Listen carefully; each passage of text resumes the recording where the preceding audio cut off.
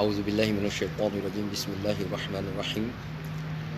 میرے بھائیو، بزرگوں، دوستوں، تمام تعریفیں اللہ عز و جل کے لیے ہیں اور کروڑوں درود و سلام ہو آقائے دو جہاں سرور کائنات محمد مصطفیٰ صلی اللہ علیہ وآلہ وسلم کے لیے۔ آج کے جمعے کا خطبے کا ترجمہ کرنے کا اللہ عز و جل نے موقع عطا فرمایا اور وہ بہت ہی پیارا عنوان تھا۔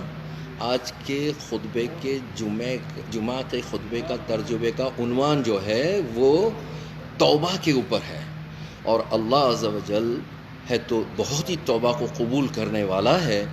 تو اللہ کے رسول صلی اللہ علیہ وآلہ وسلم نے فرمایا کہ بنی اسرائیل کی قوم میں ایک شخص تھا، اسرائیل یعقوب علیہ السلام کا دوسرا نام ہے۔ یہ آپ کے علم میں تھوڑا سا اضافہ ہو جائے گا، اور یہ جو ہمارے کرسچن بھائی ہیں وہ یعقوب کو بائبل میں جیکب کہتے ہیں۔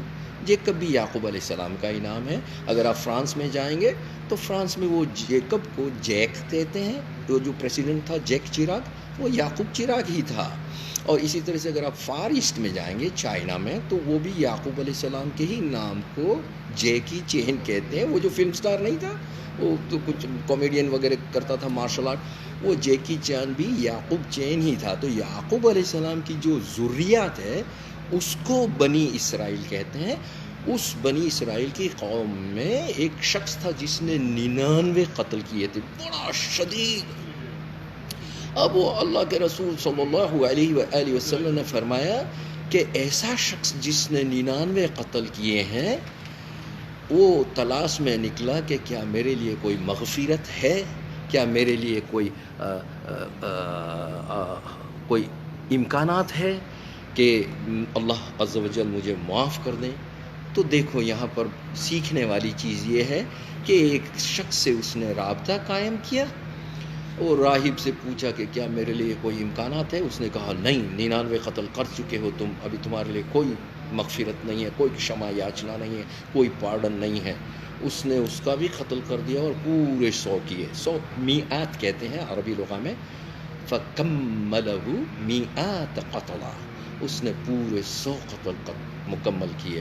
اب وہ پھر وہ 100 قتل کا جو بوجھا ہے وہ لے کر گھوم رہا ہے۔ اس نے کسی عالم سے رابطہ قائم کیا۔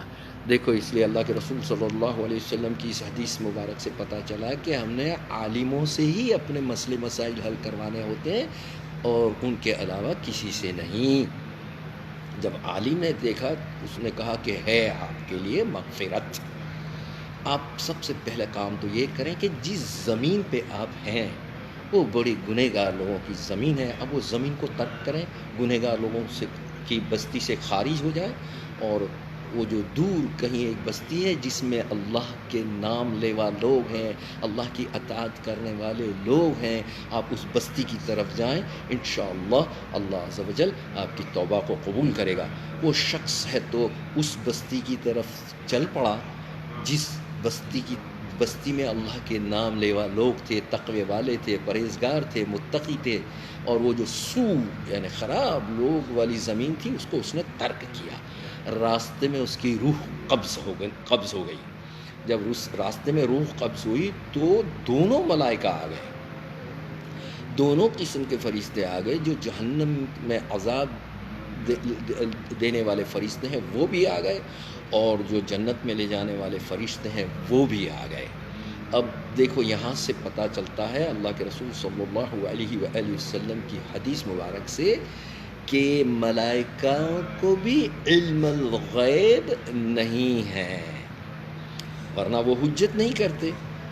وہ جو ایک ملائکہ تھے، فرشتے تھے، انہوں نے کہا کہ اس کو ہم لے جائیں گے کہ یہ اتنا خراب اور خطرناک ظالم اور ہے تو گنہگار انسان ہے کہ اس نے 100 قتل کیے۔